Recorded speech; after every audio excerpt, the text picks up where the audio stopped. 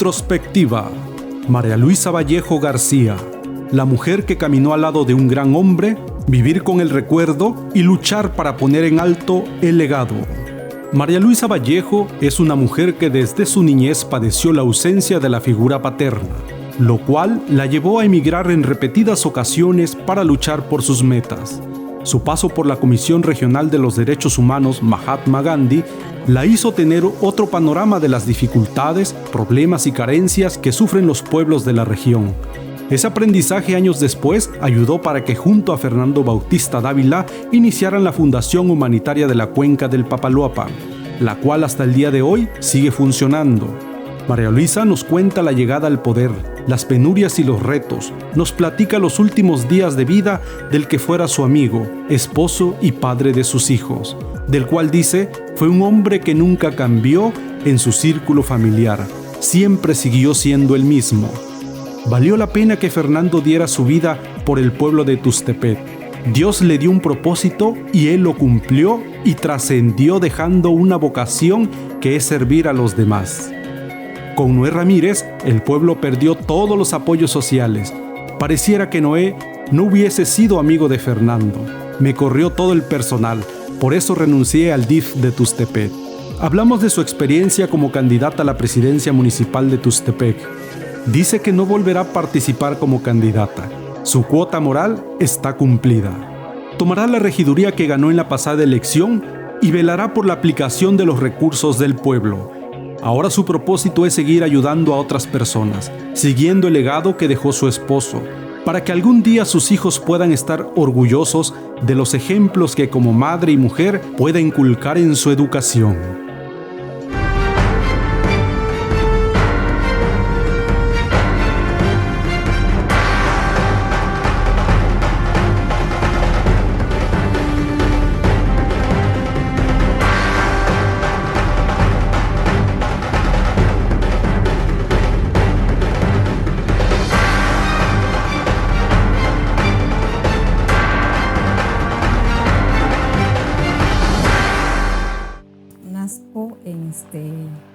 En Jalapa de Díaz. Mis padres, Rosalino Vallejo, Teresa García Hidalgo, mi mamá es de Jalapa de Díaz, mi papá es de aquí de Tuxtepec, por cuestiones cercanos a este municipio, se conocen y se casan, procrean 3 hijos. ¿Tu infancia se desarrolló allá en el municipio de Jalapa de Díaz? Sí, allí viví. Mi papá fallece cuando yo tenía 5 años. Por cuestiones de la vida, soy la mayor de 3 hermanos. Me toca como apoyar, ser un respaldo de mi madre. Y porque ella se queda sola con 3 hijos, ella en cuestiones de preparación y todo, tuve que emigrar. Tuve que emigrar desde los 7 años. Primero estudiando mi kinder en Córdoba, estudiando, luego regreso nuevamente a mi comunidad, estudio mi primaria, emigro nuevamente a la Ciudad de México para estudiar la secundaria, me establezco en el tema de la preparación media y superior aquí en el municipio de Tuxtepec, en el cual lo hago en sistema abierto. ¿Tienes algún recuerdo de tu infancia allá en tu municipio? Jalapa de Díaz es un municipio, podríamos decir, también mágico, donde hay muchas tradiciones y culturas. ¿Algo que te acuerdes de tu niñez ahí en Jalapa de Díaz? Sí, por supuesto. Mi infancia creo que lo recuerdo más con mi papá, en donde él cuando vivía mi papá, pues era algo, era alegría, era algo que no te tenías que preocupar, ¿no? Pero muy chica, desde los 7 años, pues solo conozco de poder trabajar y de poder apoyar a mi madre, ¿no? Desde los 7 años vamos y empezamos a trabajar y a estudiar de lo que sea, ¿no? De lo que sea, en abarrotes, en limpieza, en lavar, desde los 7 años, pues de ahí hasta que uno es adulta y logra, creo, los objetivos que te marcas o lo que tú piensas que quieres, ¿no? Que quieres ser, quizás una licenciada, una abogada o luchar por alguien, ayudar a alguien, pero primero para que eso suceda tienes que adquirir los conocimientos y obviamente salir de ahí, ¿no? Porque mi madre, con 3 hijos, pues totalmente ella, una mujer luchadora, trabajadora, cosía, bordaba y todos esos talleres o esas de lo que hacen en Jalapa de Díaz, pues todo eso también me lo enseñó mi mamá, ¿no? ¿Sabes bordar? Sé bordar, en su momento también bordé las blusas, también tejí las servilletas, porque allá se venden muchas las servilletas ya tejidas y bordadas también. Cosí, porque mi mamá, le digo, es lo que nos enseñaba. Y pues aprendíamos de todo, ¿no? Cuando en esa edad teníamos que aprender porque de alguna otra manera teníamos que, para nuestros alimentos y también para continuar, ¿no? Después de salir de Jalapa de Díaz varias veces, ¿cómo fue tu desarrollo profesional después de que saliste de la secundaria, la preparatoria? ¿Dónde estudiaste? Estudié en el Cebetis, Sistema Abierto. Estudié en cuestión de la licenciatura fuera de aquí, Veracruz. He estado aún todavía en preparación. Estudié en el DIF para una carrera de secretaria corresponsal. De ahí me puse a trabajar en diferentes oficinas, ¿no? En diferentes oficinas aprendes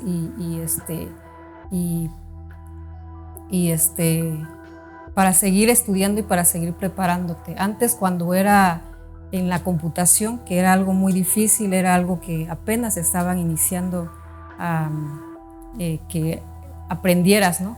Entonces también estudié la licenciatura en informática, en computación, igual, los sábados, también siempre trabajando, le digo, trabajando y pagándome mis estudios, ¿no? Y obviamente siempre hubo personas que nos apoyan y nos impulsan, pero era siempre el objetivo de llegar a prepararme para después poder contribuir algo o poderle servir a la ciudadanía o poderle ayudar a alguien más que quisiera igual salir adelante, ¿no? Y sí se puede. ¿Cómo llegas a los derechos humanos? Sabemos que tuviste también ahí un tiempo. Sí, después de recorrer pues varios trabajos, llego en derechos humanos, conozco a la señora Graciela Zabaleta, estaban buscando a un personal, empiezo a laborar y me enamoro de la labor social. Me enamoro de la labor social porque llegaban personas, mis paisanas, indígenas, mazatecas, chinantecas, de Valle, de Chiltepet, a pedir una asesoría, a pedir una orientación, a ver de qué manera podían llegar a alguna dependencia. Y ahí en Derechos Humanos los acompañábamos. Y para mí eso se me hizo una gran oportunidad de poder servir y de poder ayudar. Y a partir de ahí vi el propósito de mi vida. A partir de ahí dije que eso es lo que a mí me gustaba, que ahí me iba a quedar siempre, aún que no hubiera sueldo, ¿no? Por en algún momento si la señora la señora Graciela me decía, sabes que ya no te puedes quedar aquí porque ya no tenemos cómo pagarte, aún así yo lo hubiera hecho gratis. Gratis, no tenía yo tiempo limitado, al contrario, era soltera, tenía todo el tiempo del mundo y para ayudar a alguien era pues una gran alegría y una gran satisfacción poder recorrer las comunidades, porque con la señora Graciela Zabaleta recorrí Chiltepet, Jacatepet, Jujitlán, mi municipio, Jalapa de Díaz, Valle Nacional. Cada una de esas comunidades fuimos, en cada una aportando el conocimiento de los derechos humanos de las mujeres, conocimiento de los derechos humanos de los niños, de los pueblos indígenas y de los adultos mayores y de las personas con discapacidad. A partir de ahí, yo era una persona de apoyo a la señora Graciela Zabaleta, pero a mí me encantaba apoyarlos, respaldarlos y caminar en cada una de las comunidades y poder servir y poder ser parte de alguien que necesitaba alguna orientación o saber qué hacer, ¿no? Dentro de esta etapa de tu vida que estuviste ahí en Derechos Humanos, ¿cuántos años estuviste? Y también alguna experiencia que te haya marcado así personalmente, algún caso que tú te acuerdes que digo, no, este caso es que lo hayas vivido plenamente. Estuve 7 años con la señora Graciela Zabaleta. Los casos, creo que todos los casos han sido impactantes. Visitábamos la cárcel.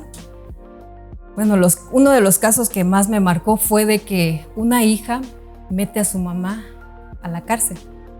La mamá en vida le cede los derechos de la casa. Posteriormente la mamá envejece y es demandada por su propia hija y despojada de su casa y la mete a la cárcel, siendo dueña la mamá. Entonces ahí realmente mis respetos, realmente la señora Graciela se movió, buscó ayuda, buscó apoyo y demostramos que la señora era dueña de la casa y logramos que esa señora saliera del reclusorio. Es lo más triste que un hijo o algún familiar cercano tuyo se quede con algo que, pues no, y más un hijo, ¿no? Un hijo y la señora, ¿dónde iba a ir? ¿A dónde se iba a ir a vivir o con quién? Si su casa era ahí donde la estaban echando, ¿no? Ese es un caso que me marcó mucho y como esos casos hay muchos, ¿no? Donde un infante se recuperó también. Entonces, muchos casos. Bien. Muchos. Y en este periodo también conociste a un joven llamado Fernando Bautista Dávila. Por supuesto. ¿Cuántos años tenías? Yo estaba en Derechos Humanos cuando conozco a Fernando Bautista Dávila. Con Fernando Bautista Dávila éramos vecinos, como a unas 5 casas. Él vivía entre el Muro y Bonfil, y vivíamos en Niños Héroes. Entonces él pasaba todos los días al trabajo, yo pasaba todos los días al trabajo, nos saludábamos, como todos los jóvenes ahí nos saludábamos y todo, ¿no? O sea, pasábamos cada quien en nuestros rollos del trabajo y todo. Y ahí fue donde yo conozco a Fernando Dávila. De ahí empiezan a hacer una amistad y después me pide que sea su novia y posteriormente pues él me conoce estando en Derechos Humanos. Le contaba yo, de hecho, en algunas ocasiones yo llegaba a contarle a él con un nudo en la garganta, no de los casos, porque cuando lo vives, ¿no? Sí. Es fácil contarlo, es fácil ahorita quizás que me recuerde todo eso, pero cuando lo vives es complicado. Y con él le contaba todas las anécdotas que vivíamos y todo lo que salía bien y lográbamos, le contaba a él y me decía, pero te hace mucho daño estar ahí porque tú también sufres. Y yo le decía, sí, pero a mí me gusta esto. Y siempre muy emocionada, me gusta esto, me gusta ayudar a la gente. Y así fuimos. ¿Y cómo fue que te conquistó Fernando? Cuéntanos. Por medio de Fernando, siempre lo recordaré como un hombre muy carismático, su sonrisa, ¿no? Él siempre, cuando nos veíamos, era siempre de diversión, de reírnos. Entonces, para mí era la parte, mi complemento, ¿no? Yo alguien que no tiene ese carácter, por ejemplo, de estarse riendo o ser espontánea, pues, y él lo tenía. Entonces, cuando platicábamos cualquier cosilla que él dijera, pues era una diversión estar con él, el tiempo se pasaba rápido, era un caballero, un hombre que conquistaba a la antigua, me conquistó a la antigua llevándome serenatas, yendo a pedir permiso con mi tía con la que yo vivía aquí en Tuxtepec. Él fue a pedir permiso formalmente, que quería ser mi novio, ¿no? Porque antes así se acostumbraba antes, ¿no? Al menos yo vivo eso o lo viví, ¿no? En el aspecto de que, bueno, estás en una casa, no es tu casa, tienes un horario, pero también eres una mujer de respetos y todo, y a él le tocó vivir, y todo eso lo hizo, ¿no? O sea, todo eso fue y pidió permiso y llevaba serenatas y se llevaba muy bien con mi tía, con mis sobrinas, entonces era una relación muy bonita. Así es como fue conquistándome en el aspecto de que era un hombre bueno, un ser humano noble. Desde ahí pues yo vi el buen ser humano que él era, porque empecé a conocer su historia con sus hermanas, su historia que se viene de Chiapas, su historia de un temple, de un carácter de constancia y de que él logró también, él estaba terminando el tecnológico cuando yo lo conocí. Él era estudiante del tecnológico. ¿A qué edad se casaron? ¿Cómo decidieron que se iban a casar? Después de 5 años de noviazgo, decidimos formar un matrimonio. Un matrimonio, ya tenía él la edad de 29 años, yo 28 años. Me nació mucho, o nos nació a los dos, la idea de tener a un bebé. Y para tener a un bebé necesitábamos casarnos y tener un hogar. Él me pregunta, con sus ahorros, me dice que si quería yo una fiesta grande o quería una casa.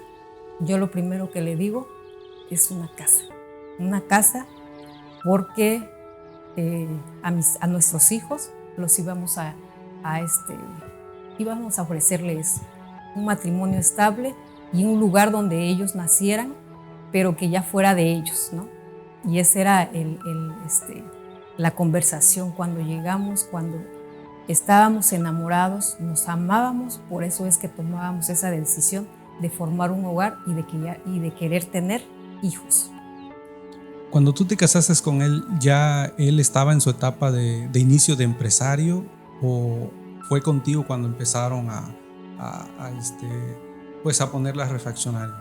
A mí me tocó él trabajaba en el cine, Henry. Me tocó la etapa en donde yo le hice su renuncia al cine. Yo le redacté, yo se lo hice y él lo firmó y lo fue a dejar con el gerente. Empieza él una etapa, obviamente él siempre me platicaba sus sueños. Él sabía también que quería poner un negocio. Él no sabía qué negocio, pero quería poner un negocio. Creo que él lo platicó mucho, en donde sus hermanos le mandaban efectivo de Estados Unidos. Él tiene hermanos en Estados Unidos, le mandaban el efectivo para que ellos se alimentaran. Sin embargo, él trabajaba para alimentar a sus hermanos y él ahorraba ese dinero. Conoció al que fue su cuñado después, con el que se casó mi cuñada Yolanda, Antonio Bravo.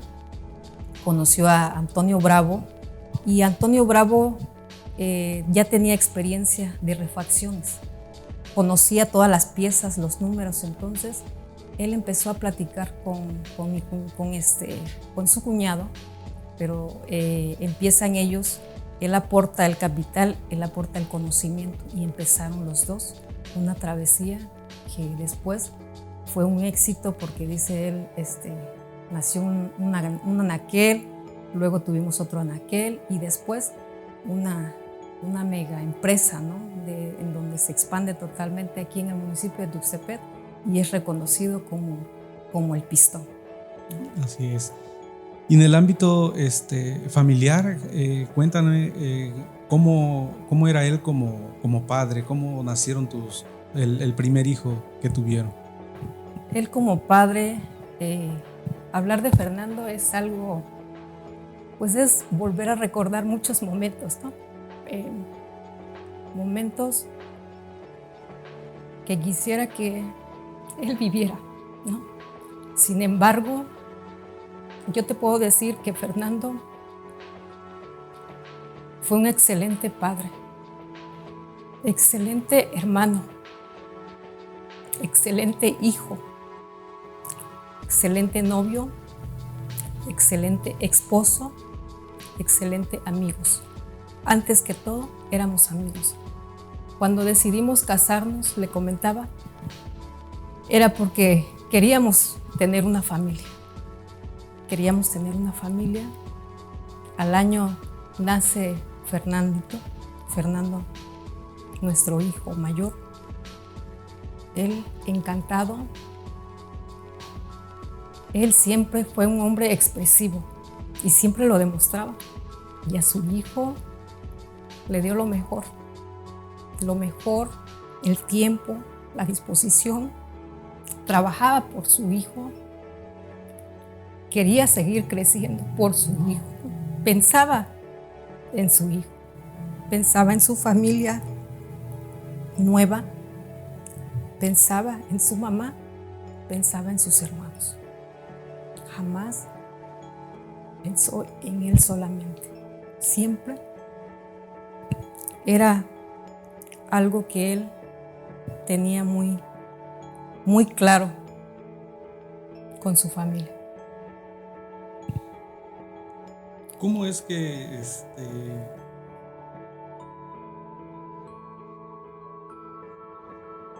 nace la idea de la Fundación Humanitaria? Tú estuviste ahí presente cuando él empezó con esa idea de querer ayudar a las personas. Sí, por supuesto.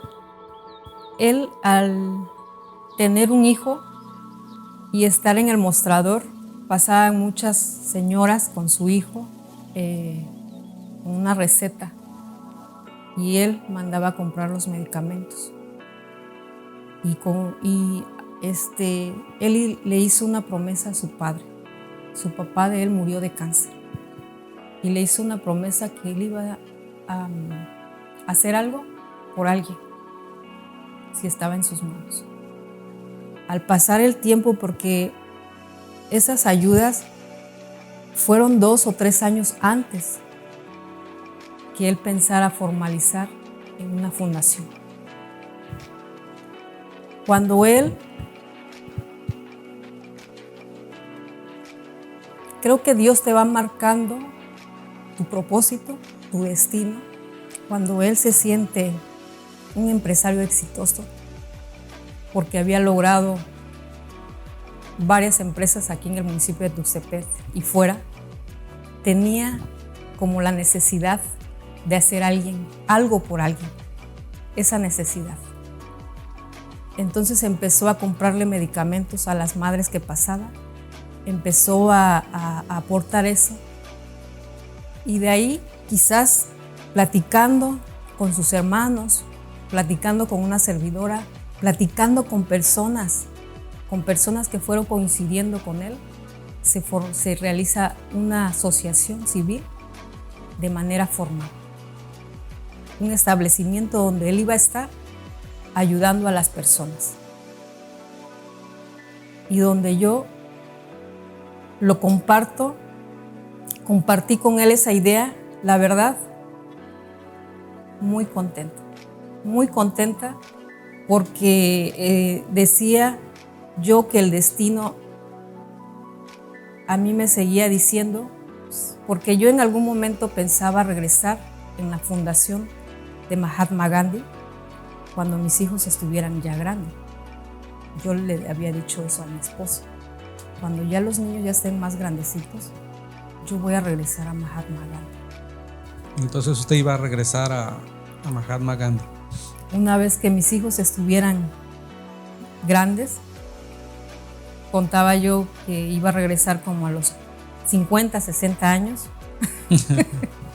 más o menos, o sea, 50, 40, no sé. Yo decía que mis hijos estén grandes, yo regreso a Mahatma Gandhi. Era lo que yo compartía con él y él lo sabía. Cuando él me comparte la idea de realizar una fundación, yo decía, creo que es la oportunidad de seguir ayudando y que entre los dos hagamos este proyecto que es sano, que es de ayudar a la gente. Y nada más. En eso consistía y en eso consiste la Fundación Humanitaria de la Cuenca de Papaloapan. Estuvo marcada a lo mejor por 3 tiempos, de acuerdo a lo que vamos platicando. El primero fue pues desarrollarse como un empresario exitoso, lo logró, ayudar a las personas a través de la fundación. La tercera sería la cuestión política. ¿Cómo nace de él la idea de querer incursionar en la política? Aun cuando él no tenía nada que ver en la política, era un empresario, un ciudadano, ¿Cómo llega y te cuenta y te dice, quiero participar, quiero hacer esto? ¿Sí te lo comentó? Sí. Sí, por supuesto, porque desde la fundación nacieron las brigadas que con su hermana de él estaban planeando llevar a las brigadas en las comunidades, porque para eso él le propone a su hermana que estudie medicina, porque él tenía una promesa que tenía que hacer algo por alguien. Su papá fallece de cáncer. Entonces su hermana estudia medicina, culmina su hermana y entonces le propone, vayamos a las comunidades ahora, hermana, llevemos tu conocimiento, llevemos la medicina que hemos recabado, que la gente nos ha donado, porque él empezó tocando puertas por puertas de cada uno de los tuxtepecanos aquí, con jóvenes altruistas, buscando los medicamentos que ya no ocuparon y que estuvieran en buen estado y que se pudieran administrar. Entonces, hermana, vayamos ahora donde nos necesitan. Entonces, tenían la doctora a él, que como contador decía, yo puedo dar asesorías de lo que pueda hacer. Entonces, era muy poquito. Buscó aliados, que llévate alguna estilista. Luego le comentaba, un grupo de personas ya, él platicando, le dice, pues llévate una estilista, yo estoy aquí, que soy licenciado, pues iba un licenciado, una psicóloga, y entonces se formó el equipo y empezaron las brigadas. A partir de ahí empieza Fernando a acudir a las comunidades.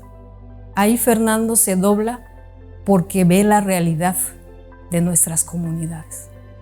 A partir de ahí se le acercan muchísimas personas que le dicen, que le agradecen que él haya tomado esa decisión, que nunca nadie, de forma altruista, había ido a las comunidades a ofrecer de manera gratuita esos servicios.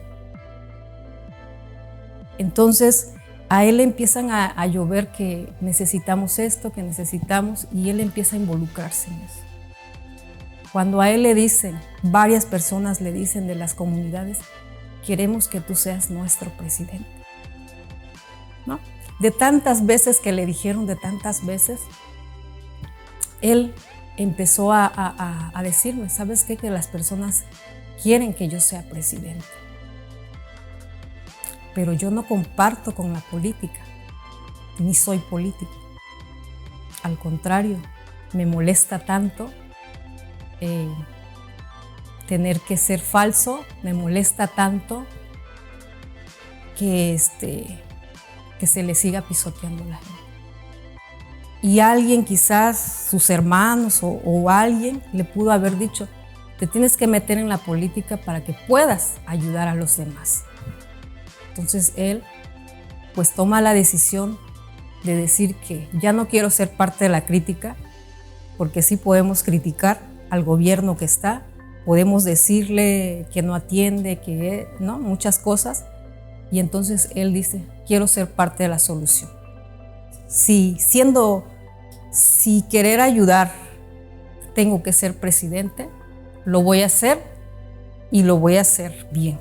Entonces empieza con la idea, al pasar 2 años de hacer sus recorridos de brigadas, empieza él a tener esa idea de querer hacer más por alguien, porque con recursos propios era muy limitado. Con recursos propios era muy poquito lo que le podía ofrecer a alguien. Pero siendo presidente, pues podía ofrecer más, ¿no? Le dijiste, no te metas ahí, es muy difícil, algo que tú le hayas dicho. Siempre compartí con Fernando, siempre le vi a Fernando una persona con decisiones, una persona de que sí podía, una persona de que él era capaz de hacer las cosas y que lo hiciera bien. Y solo le decía, si tú quieres ser presidente, yo te apoyo, te respaldo, porque jamás voy a obstruirte en lo que tú quieras hacer, jamás. Al contrario, creo que siendo la amiga o la esposa de alguien, es que tienes que impulsarlo, y tienes que creer, principalmente, creer tú en tu esposo y creer que lo va a hacer bien, ¿no? En temas políticos, obviamente, la política se puede manejar de mal manera, pero yo sabía que él era un hombre íntegro, un hombre capaz y un hombre principalmente con valores y con un propósito de ayudar. Cuando él entra en la cuestión política, pues es difícil entrar en este mundo porque siempre va a haber resistencia de los que ya están ahí y no quieren dejar el poder. Y para llegar a eso, a él le fue difícil, ¿no? Sí te comentaba qué le pasaba cuando lo rechazaron, por ejemplo, en el PRI, cuando lo rechazaron en el PAN. ¿Cómo llegaba contigo? ¿Qué te decía? Sí, por supuesto. Siempre para él, siempre lo que le ayudó a él era su carisma, su temple, y le decía su sabiduría. Él era un hombre con un temple que se controlaba totalmente y nunca se adjudicaba algo o nunca lo tomaba como muy en serio o como si había tenido tantas barreras para llegar a ser lo que era contador público. Para él, ¿no? Significaba mucho. Y yo, que lo conocí y que conozco que para lograr tu estudio profesional, para él no significaba las barreras, sino significaba parte de lo que él quería llegar. Donde él dijo que iba a ser un presidente en donde él iba a luchar por las demás personas y en donde su dialecto lo iba a promover, iba a sentirse orgulloso de que es hijo de campesino. Y esas fueran sus mayores motivaciones, independientemente de las barreras humanamente que le podían hacer, ¿no? Sabía que necesitaba un partido político para aparecer en la boleta. Él lo decía, necesito un partido político. Pero no es porque él quisiera ser político. Para mí él fue, como siempre lo decía, un luchador social. Un luchador social con causas. Y sabía el tiempo que tenía, que lo hizo muy aprisa. Sabía que tenía que marcar un antes y un después de un gobierno, de una administración. Siempre voy a estar orgullosa de mi esposo. Fue un hombre luchador, fue un hombre que jamás bajó la cabeza ante nadie. Siempre luchó por sus convicciones, por su propósito y por nuestra gente indígena, en donde él dijo, y en alguna vez lo llegué a escuchar, ¿qué tiene él que no pueda tener yo? Sí, soy pobre, me ha costado llegar, pero puedo yo también hacer algo por mi gente, porque ellos nunca lo harán. Y fue el propósito de Fernando, de luchar siempre por nuestra comunidad indígena. Y yo me siento muy, muy orgullosa de él. Bien, entonces pues ya llegamos al punto donde pues él te cuenta que quiere ser presidente municipal, todo, ¿no? ¿Cómo le fue a él en la campaña? ¿Cómo viviste de cerca cuando él empezó su primera campaña política? Había muchas denostaciones por políticos, por personas que pensaban y no creían que él fuera capaz de ganar. ¿Te contaba él eso a ti de lo que le sucedía durante la campaña? Sí, por supuesto.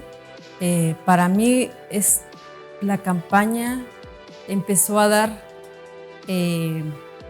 sus frutos, en donde no eran palabras cuando a él le decían, queremos un presidente como tú, queremos que seas nuestro presidente. No fueron palabras. Fue una lucha social en donde todos los de abajo nos unimos y, como lo decía Fernando, cuando los de abajo se mueven, los de arriba se caen. Y ese era el lema que llenaba Fernando multitudes. Multitudes. Jamás le obstaculizó alguna opinión de alguien. Porque por supuesto, en las esferas políticas podríamos saber que él no le apostaba, como se dice, no creían en él. Pero en donde nosotros estábamos, en las comunidades y en donde él empezó a reunir a todas las personas, veíamos la respuesta y el hambre que tenía las comunidades de ver a alguien diferente, de ver a alguien del pueblo, de ver a un presidente, un hijo de un campesino, verlo como presidente, en donde todos entendimos que si no apoyábamos a alguien de nuestra esencia, a alguien del esfuerzo del trabajo, jamás íbamos a salir adelante. Nadie más iba a comprender lo que se necesita en las comunidades. ¿Qué te dijo él cuando después que fue la votación y todo, al momento de que ya supieron que ganaron? ¿Qué fue las primeras palabras que te dijo cuando supieron que él era el que había ganado la elección? Que Dios tenía un propósito para él y que lo habíamos logrado y que la gente lo había respaldado y que él tenía el compromiso, lo decía, de no fallarle a nadie. El compromiso de poder cumplirle a todas las personas que confiaron en él. Más de 16,000 votos que tuvo en su primera campaña, en su primera elección. Como esposa, como madre, como amiga, ¿cómo cambió tu vida cuando él llega a ser presidente municipal? Sí, cambió, por supuesto. Quizás en el ámbito, en el escenario político o de medios, pudiera haber cambiado. Pero internamente jamás cambió mi matrimonio, mi familia, jamás. Posiblemente él tenía ya compromisos grandes que cumplir, propósitos que él tenía que cumplir, que ahora lo entiendo perfectamente bien. Su tiempo lo iba a dividir, pero siempre lograba él estar con la familia, estar con sus hijos, ser un padre que sí estaba, no un padre ausente, un padre que sí compartía con sus hijos los domingos el fútbol, un padre que sí compartía con sus hijos en llevarlos al parque, llevarlos al cine, la familia, reunirlos y estar siempre en convivencia. Y no se tocaba el tema de su trabajo. Para nosotros era su trabajo. Era un compromiso que él había adquirido con el pueblo y lo tenía que hacer bien. Como él decía, era un presidente de 24 horas. Sin embargo, lo sabía administrar bien y lo sabía dividir muy bien. Desde su punto de vista como esposa, ¿cómo viste su desarrollo como presidente municipal de Fernando? ¿Cómo viviste tú atrás, cómo él manejaba las cosas? ¿Cómo te pareció a ti su desarrollo como presidente municipal? Como presidente municipal, un hombre comprometido, un hombre que le tenía que cumplir a la gente, a las personas que habían confiado en él. Era un compromiso tan grande de él por no fallarle a todas las personas que confiaron en él. Era un hombre muy comprometido, un hombre que se preparaba aún así, que siempre escuchaba audios de Dios porque siempre estaba primeramente Dios en su vida. Siempre, al salir de la casa, él siempre escuchaba algún mensaje y alguna frase bíblica, alguna frase que le ayudara a decir que él estaba por un propósito. Y creo que esas siempre fueron las motivaciones de él para salir y para cumplir.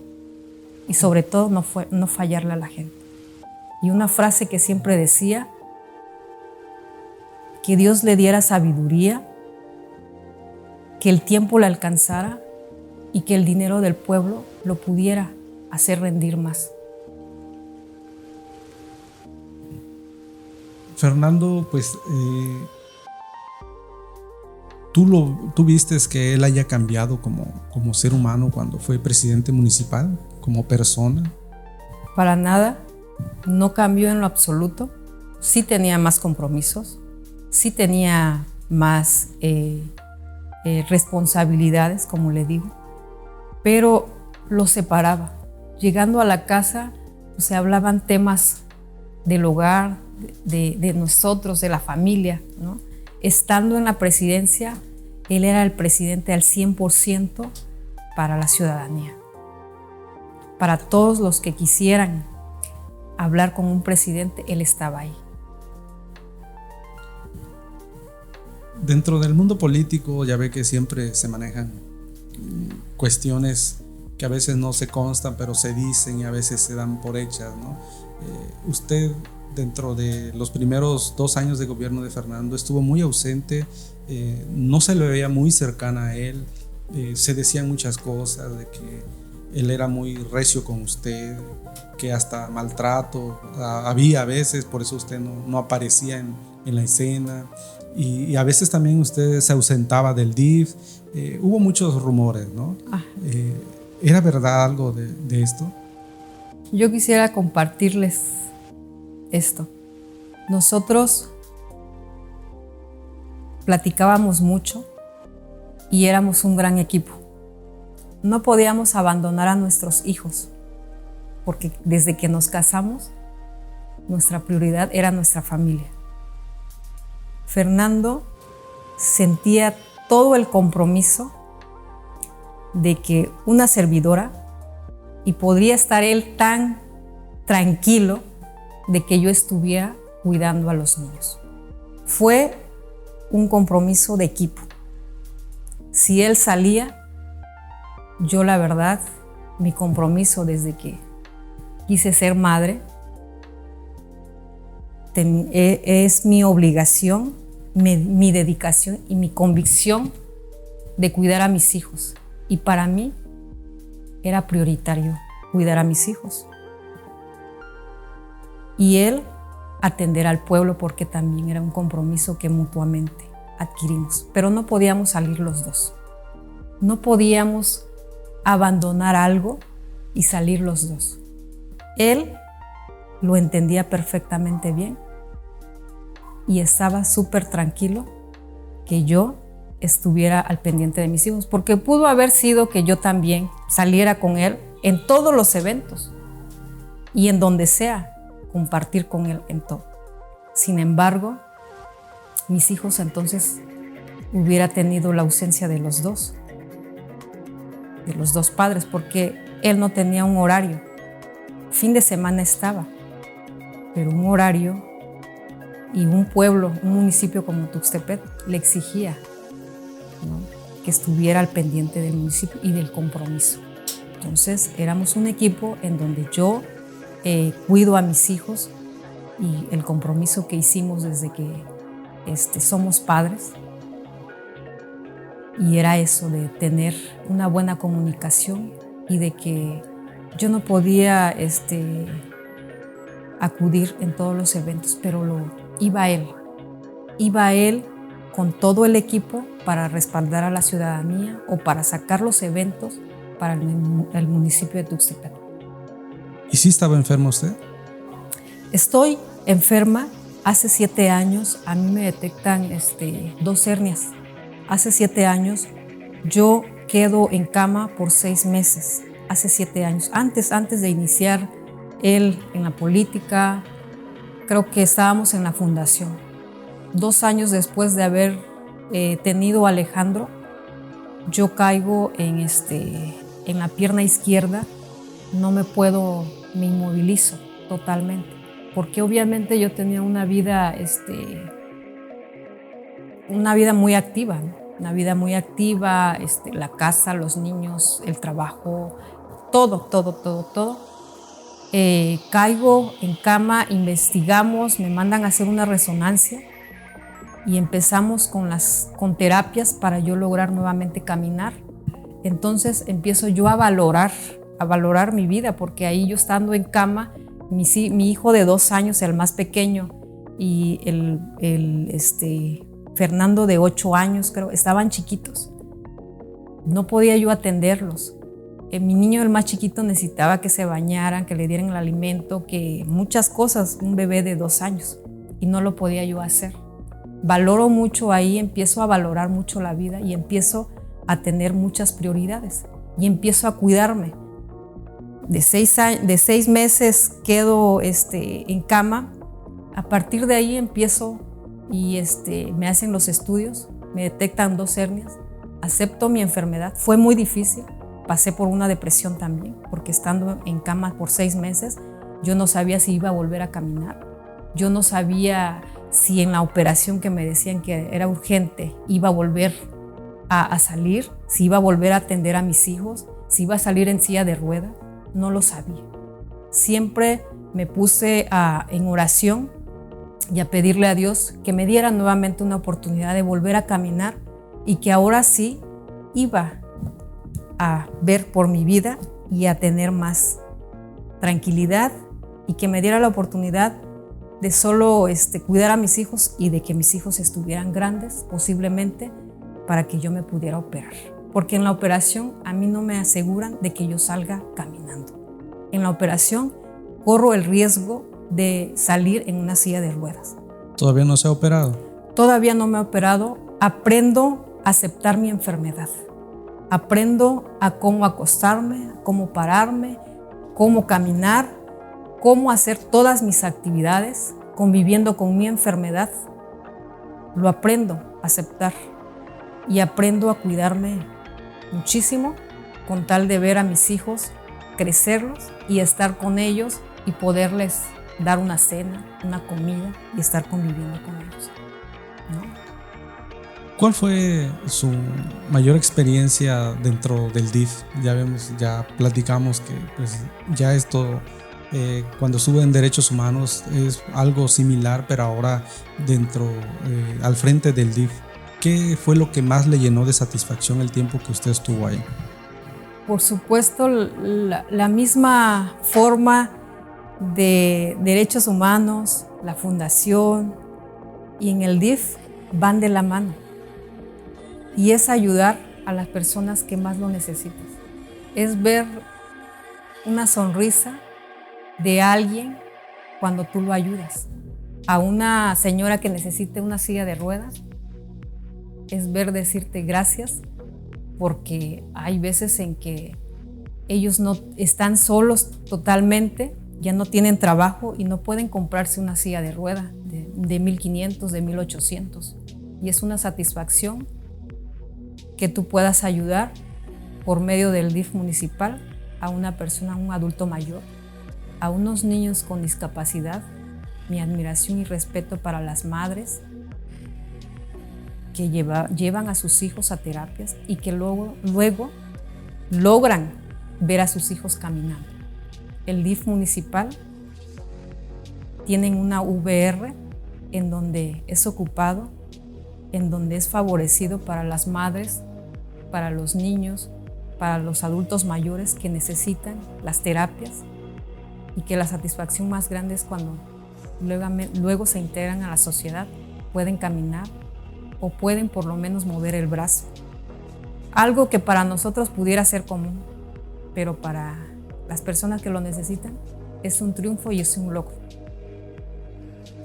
Usted estuvo ahí, ejerció con responsabilidad y con honradez el presupuesto que se le asigna al DIF, porque dicen que pues, usted tuvo uno de los presupuestos más altos en la historia del DIF en Tuxtepec.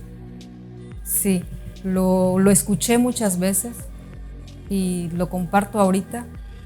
El DIF, el presupuesto que se recibía era en especie, a veces no es en recurso, es en especies. Y obviamente con mucha responsabilidad iba a ocupar el peso que a mí me enviaban. Porque si vemos en página, en transparencia, es algo que yo no lo utilizaba. es algo que se compraba. Las sillas de ruedas, los bastones, el programa de alimento, el programa de medicina, todo se ocupaba con una gran responsabilidad. Y todo, puedo decirles yo a la ciudadanía del municipio de Tuxtepec, que si era necesario aportar, se aportaba. Si a mí no me mandaban el recurso que se necesitaba, el DIF tenía que, o una servidora, tenía que continuar y hacer y responder lo que el DIF o lo que la ciudadanía requería, ¿no?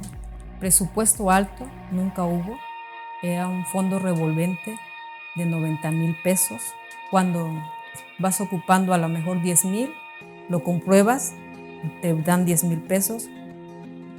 Para el otro mes quizás 15,000, lo compruebas, te dan 15,000 pesos y así sucesivamente, ¿no? O sea, es algo que yo nunca recibí el dinero así como lo mencionan.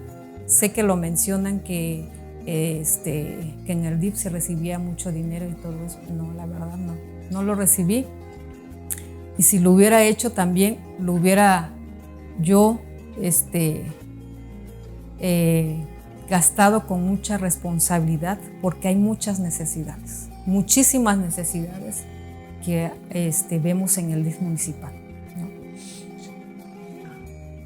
Fernando vamos a regresar con Fernando. Fernando era un hombre muy, muy inteligente y te contó alguna vez la idea de que él quería ser gobernador del estado de Oaxaca. Yo escuché a muchas personas decirle a él, cuando lo escuchaban y veía que Fernando le estaba respondiendo a las personas siendo un presidente presente, siendo un presidente amigo, siendo un presidente del pueblo. Muchas personas escuché que le pedían que fuera gobernador del estado, que lo podía hacer porque teníamos un antecedente del licenciado Benito Juárez y que él podía lograrlo también para que siguiera viendo por nosotros, por los indígenas, que necesitábamos verlo como gobernador. Sí lo escuché en varias ocasiones. Pero él personalmente a ti te dijo, esposa, quiero ser gobernador, quiero trabajar para llegar a ese objetivo. No, él siempre me decía que Dios tenía los propósitos y que él nunca se adelantaba a los tiempos, que solamente Dios sabía hasta dónde él tenía que llegar. Pero por supuesto que si él siguiera vivo, él, lo creo yo como su esposa, que él tenía muchas cosas que hacer y que posiblemente pudo haber sido gobernador. Antes de que él ya había emprendido ese camino, ¿no? Y se hace constar en algunas notas periodísticas de que él ya estaba trabajando en muchos municipios de la región de la cuenca, porque pues su próximo proyecto era ser diputado federal. ¿Sí? De eso sí tenías conocimiento, sí, de que él ya sí, tenía por supuesto, trabajo. Por supuesto, él tenía que hacer algo más, ¿no?, para nuestro municipio. Y como diputado federal podía lograr que alguien de la cuenca se fijara precisamente como lo estaba haciendo él como presidente municipal, que siguiera de esa misma forma trabajando. Porque en varios municipios le decían que Tuxtepec tenía a un excelente ser humano como presidente. No como político, sino como ser humano, como presidente. Entonces, Loma Bonita, Valle Nacional,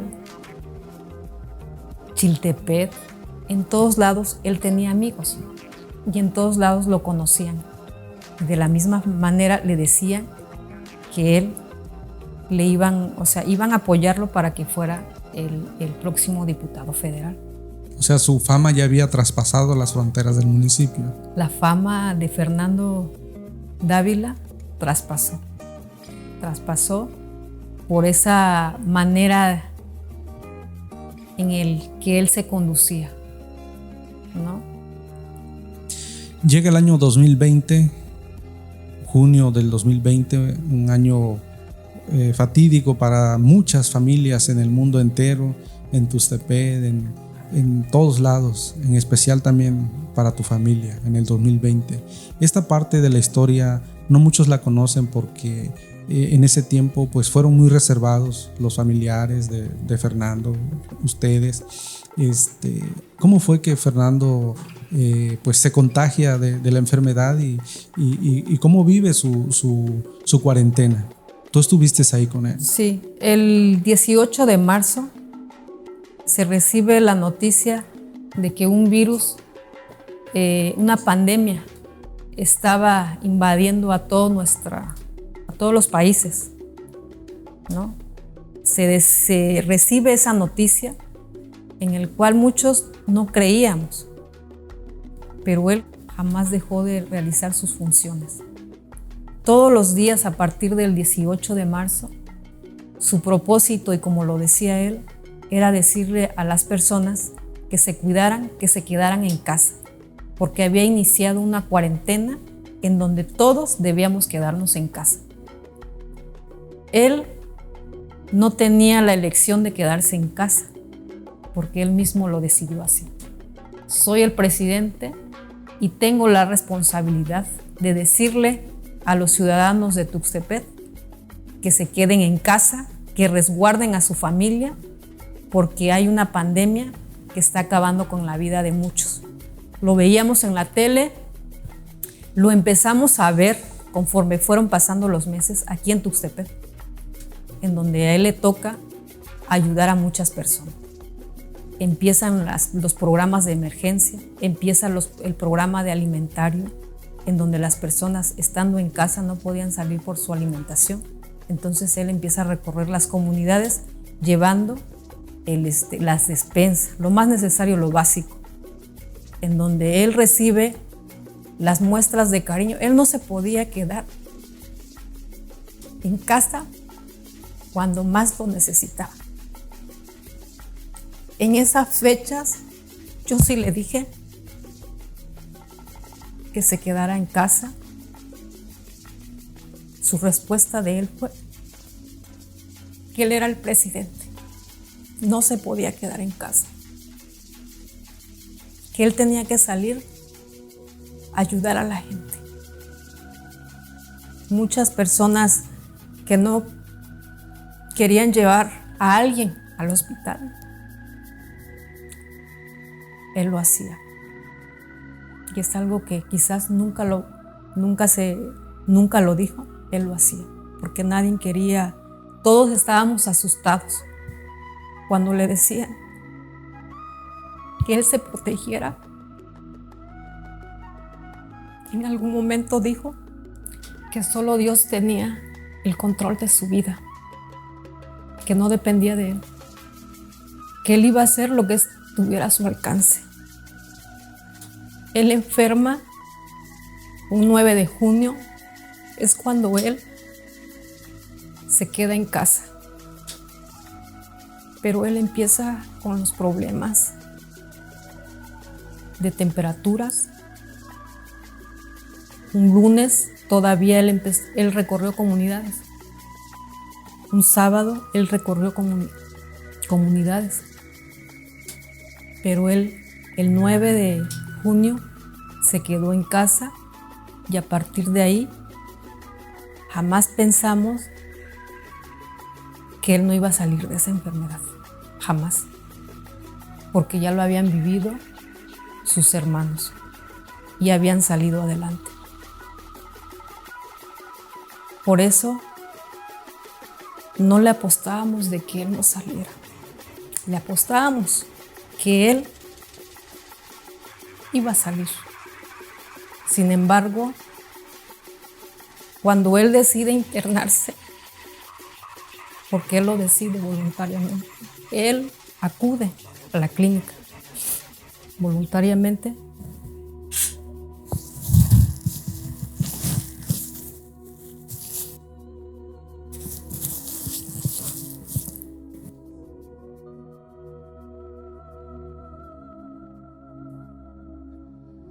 se interna y le hacen los estudios, pero lo internan y es una enfermedad en donde te aíslan totalmente, y nos aislaron totalmente. No pudimos ver si Fernando, cómo estaba Fernando adentro. Solamente llegaba un doctor a comunicarnos que estaba estable. Que estaba estable. 2 días, 3 días después de internarlo, nos comunican que él firma para que sea entubado, porque necesitaban entubarlo porque sus pulmones se estaban ya colapsando. Lo entuban, permanece 10 días entubado. Él sale de la intubación, pide hablar con nosotros, pide hablar con sus hermanos, pide hablar. Logramos verlo, salió de la intubación en una silla de ruedas. Lo abracé y le dije que ya lo habíamos logrado, que ya había salido él de la intubación. Y me dijo, sí, en unos días estaré en casa. Le digo, sí, es lo que nos han indicado los doctores. Él solamente se había quedado para recuperación. Cuando él nos los iban a dar de alta un sábado, un domingo nos iban a darlo de alta, ya lo iban a dar de alta porque ya había evolucionado, ya iban a dejar el equipo, ya nada más estaba un oxígeno que ya no era muy alto, ¿no? Nos empezaron a explicar médicamente. Estábamos nosotros desde, todos los días ahí esperando afuera, pero ya súper contentos de que al día siguiente a él lo iban a dar de alta. Ese día nos hablan nuevamente, nos dice el doctor, Fernando empeoró y de urgencia lo metemos nuevamente a terapia intensiva. A partir de ahí, nosotros ya no vimos a Fernando, no supimos más nada de Fernando, más que una llamada telefónica el día 16 de julio, un día después de su cumpleaños, diciendo que Fernando ya no estaba y que Fernando había fallecido.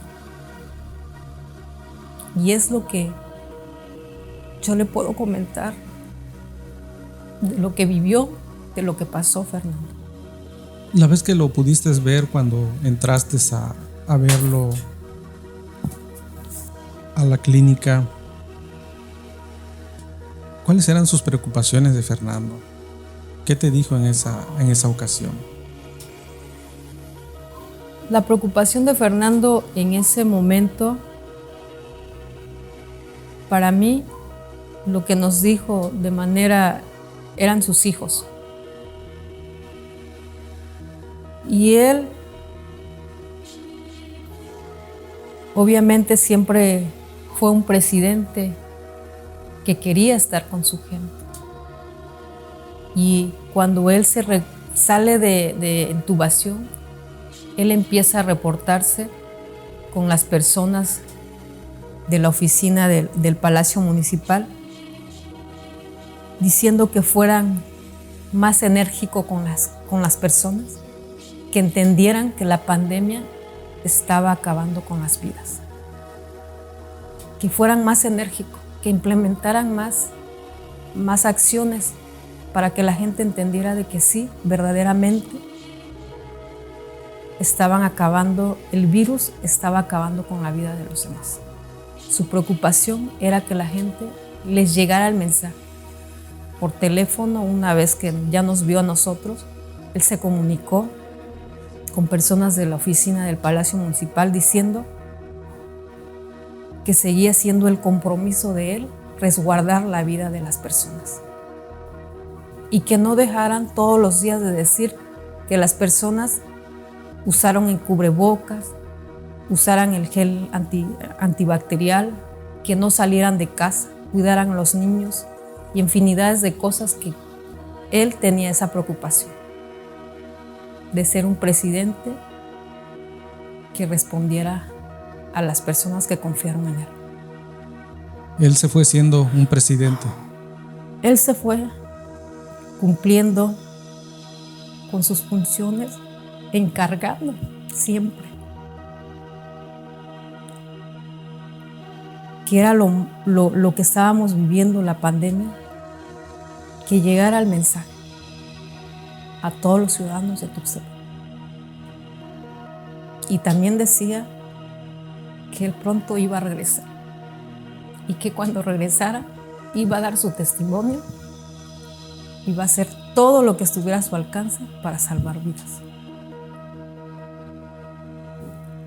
¿Qué te duele más de esta forma en que se fue Fernando? Bueno, nosotros no podemos escoger cómo nos vamos a ir, me queda claro, ¿no? No le podemos decir a Dios, yo me quiero ir así, yo quiero dejar de existir tal día. Me queda clarísimo eso. Sin embargo, la muerte que nos tocó vivir con Fernando fue triste. Fue triste y digo no nada más yo.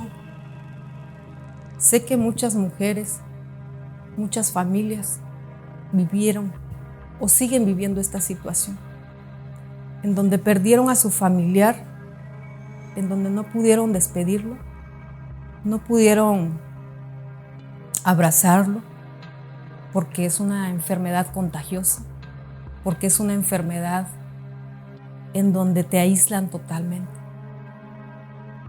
Y creo que no puedo decirle a Dios que no me hubiera gustado esa muerte. No le puedo reclamar nada a Dios. Sin embargo, es lo que nos toca vivir con la muerte de Fernando, que él muere solo, totalmente solo, sin que su familia, nosotros, pudiéramos estar con él. Sus últimos días, que no lo esperábamos, ¿eh? O sea, Fernando, lo que nosotros queríamos es que Fernando saliera. Teníamos la esperanza. Teníamos la esperanza de que él regresara. Sin embargo, pues el mensaje fue eso, de que Fernando ya no está. ¿Crees que Fernando descansa en paz?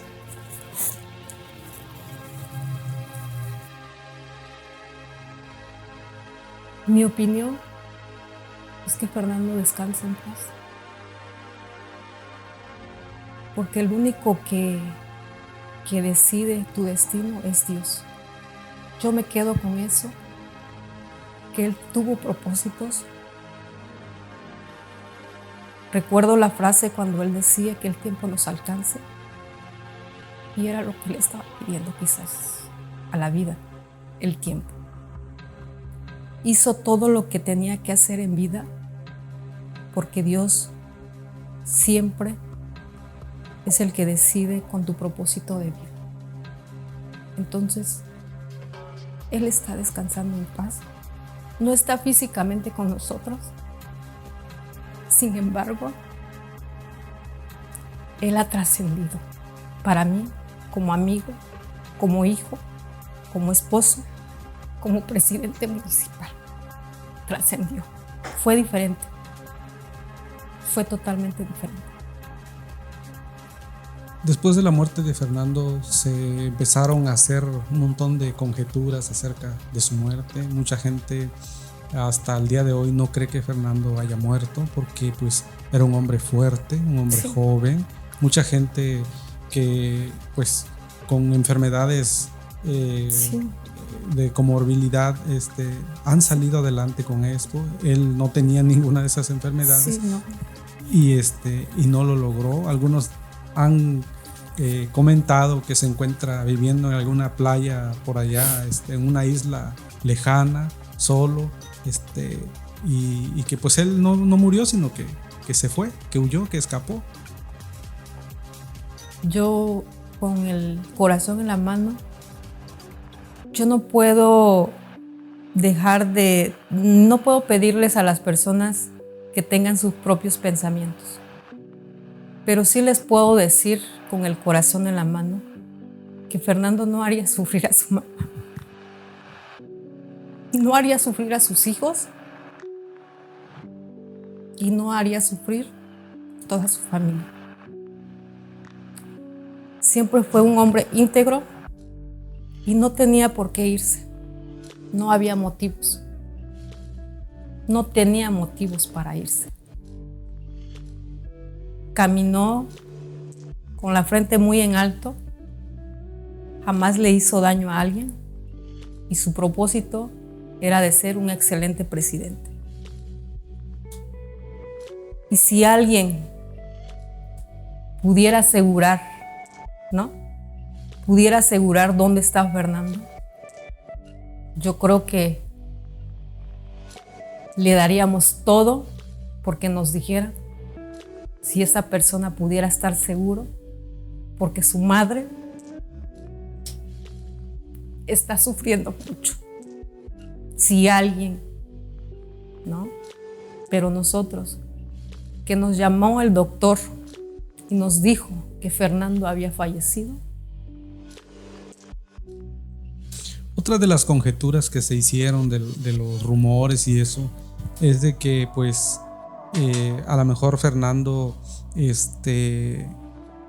como lo dicen coloquialmente, ¿no? Le dieron una ayudadita para que muriera ahí, porque pues él tenía un futuro brillante como político.